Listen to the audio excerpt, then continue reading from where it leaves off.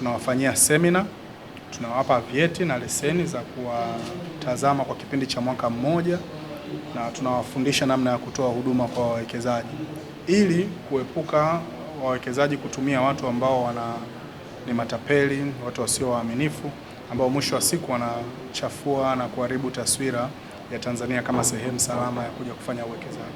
Kuliko kuwaepuka na kuwaacha, bora kuwaleta kwenye wigo ambao tunaweza tukawa regulate, tukawa control, tukawaelimisha na kuwasaidia katika utendaji wao wa kazi na kuhakikisha kwamba tunasogeza gurudumu la maendeleo ya uwekezaji nchini. Lakini tunawaona pia kama nyenzo muhimu sana ya kuwaelimisha Watanzania, kwa sababu 100% ya watoa huduma hawa ni Watanzania.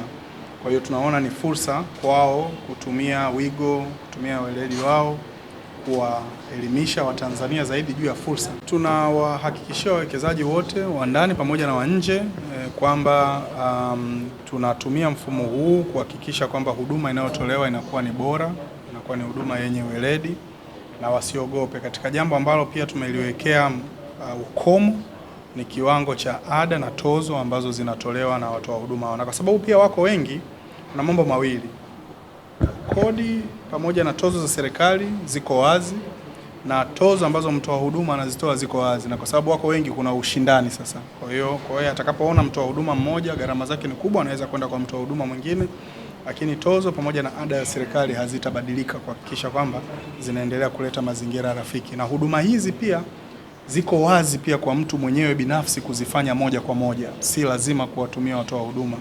Tumetoa huduma hii ili wale ambao wanataka kuwatumia watoa huduma wawe na uhuru wa kuwatumia watoa huduma ambao wana weledi, lakini tunatumia njia za mtandao. Sasa hivi unaweza ukafanya usajili wako wote kwa 100% kupitia tovuti zetu za TISEZA. Tunatarajia wanapokuja pia wawekezaji watoe huduma kwa haki na wasianze kutumia njia za mkato kuhisi kwamba watapata usaidizi.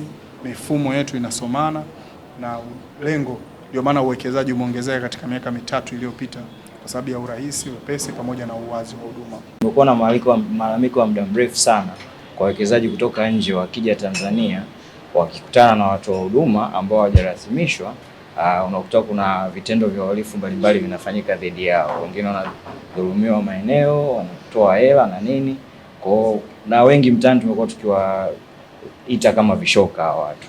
Kwa sababu hii kubwa, ndio maana TISEZA ambayo ni mamlaka ambayo inahusika na uwekezaji ikaona kuna lengo kubwa sana la kuchukua hatua ya kuwarasimisha na kuwaidhinisha baadhi ya watu wa huduma ili waweze kuwapendekeza kwa wageni wanaokuja kuwekeza. Nchi yetu sasa hivi ni kitovu au inaongoza katika nchi bora ya Tanzania, katika nchi 5 Afrika inaongoza katika kupokea wawekezaji.